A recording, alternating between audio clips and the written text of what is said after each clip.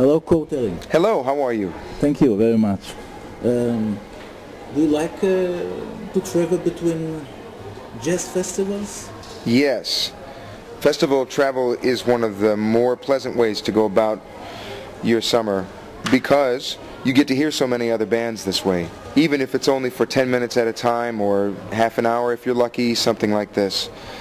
Otherwise, what you usually do is you tour and you're the performer. You know, you come into town and you meet wonderful people and you see beautiful things, but you don't necessarily get to hear that many other people. Yeah, I've read somewhere that somebody defined you as the new voice of the jazz generation. What do you say about it? I would hesitate to make myself sound too important. I'm happy to be a professional jazz musician in 2008. I'm happy to be a jazz singer. I'm proud of the work that I do and the work that my friends do, and man, you know, you come to a festival like this one in Eilat, and the quality of musicianship is very high, and it makes me very, very proud of the musicians for all the hard work that they do to be able to sound like this. This is not your first time in Israel. No, it's not. I think it must be only my second time, but it feels like home, so it's okay.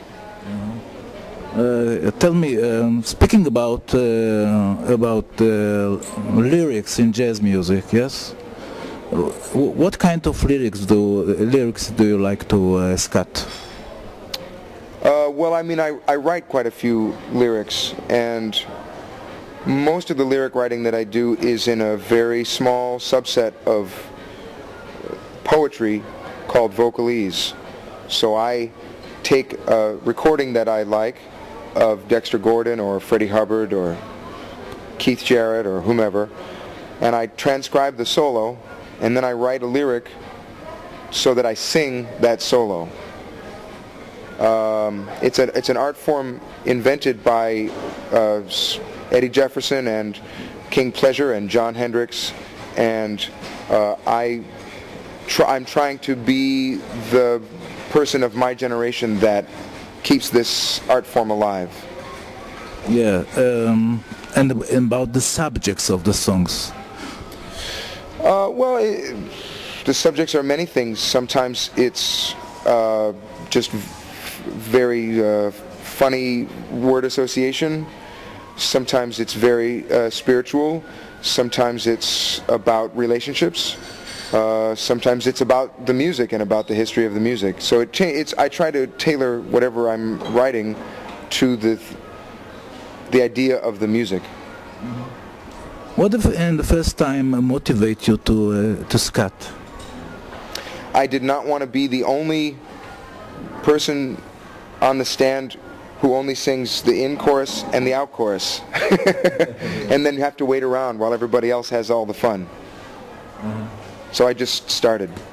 Do you remember when you first decided to do it? Yeah, it was almost the first time I ever sat in with any band. I was in college and I just started. I had no idea what I was doing, and it's taken me years to figure out even the smallest part of what it really takes to be an improvising artist. But it's an important lifelong task. Tell me, in your list influences, there is Frank Sinatra? Sure, Frank Sinatra, John Hendricks, the other singers I've mentioned, also Betty Carter,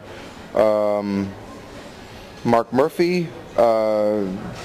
I've tried to learn something from all of the great jazz singers, Ella Fitzgerald, Sarah Vaughan, to try to understand what made them great and to take what I can from them.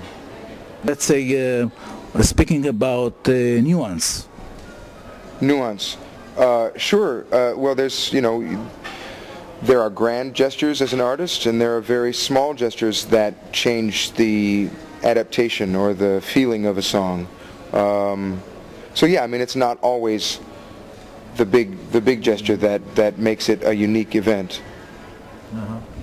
Okay, thank you very much. Yeah, my pleasure. Thank you.